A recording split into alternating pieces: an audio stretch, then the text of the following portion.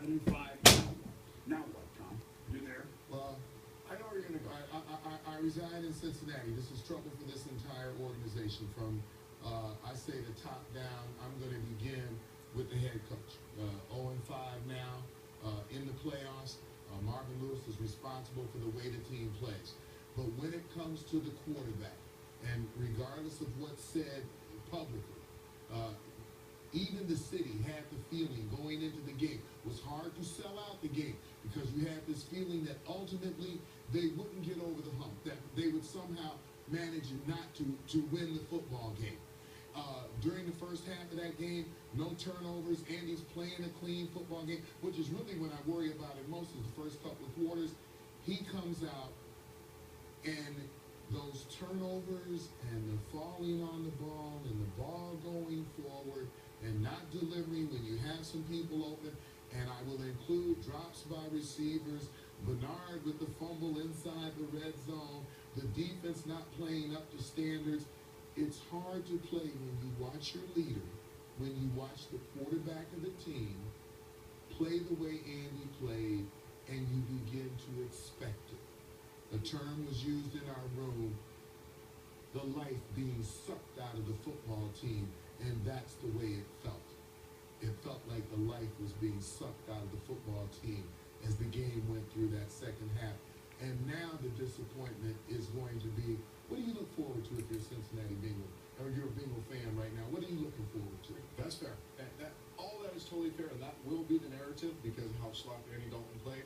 But what were we saying in week 8, 9, 10, 11 about the Bengals? Ooh, this is an exciting team because they put all this money in the defense. Well, and this defensive line, and this front seven, and they carry this team. And Dalton doesn't have to do that much. All of those things. He can manage the game like Dilfer. All this stuff I heard in the middle. Well, what happened to that high-priced defensive front today? They got mauled. Playing out on today. They had 40 carries. They got mauled. They got mauled. 96 yards. They got mauled. So it takes 53 people. So it's really easy. Everybody was involved. Really easy to blame one guy, and he deserves a bulk of the blame. But just don't pass up. I think that part of the blame is on everybody. I can mention the receivers who dropped balls. I mentioned Bernard who fumbled the ball. I mentioned guys defensively who gave up almost 200 yards rushing.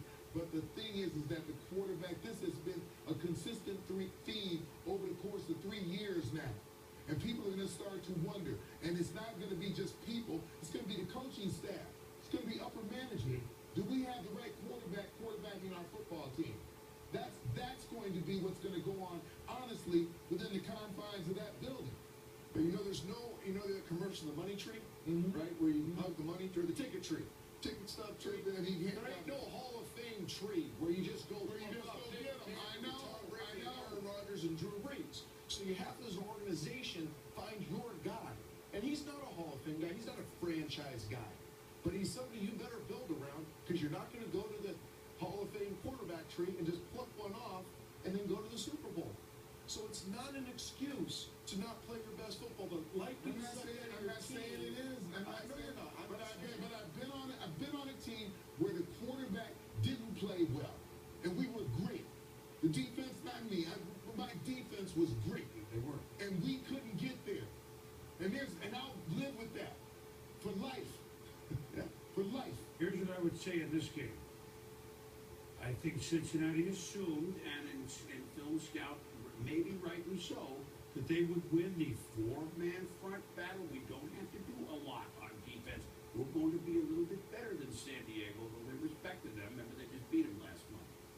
When that wasn't working and when the offense was skidding, where were the chances? I don't mean 8-man blitz. I don't mean that. I saw this is what we do. We ride this train, and it was not time to ride that train.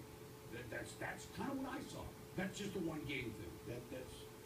It's tough. They had a wonderful season. I mean, they knocked Baltimore out. They won a division with Pittsburgh, and yet they're going to scratch their head. And the Chargers as the 6th seed, both conferences, number 6 seed. Moving on. Smelling salt. I'm with you, Tom. We'll be back.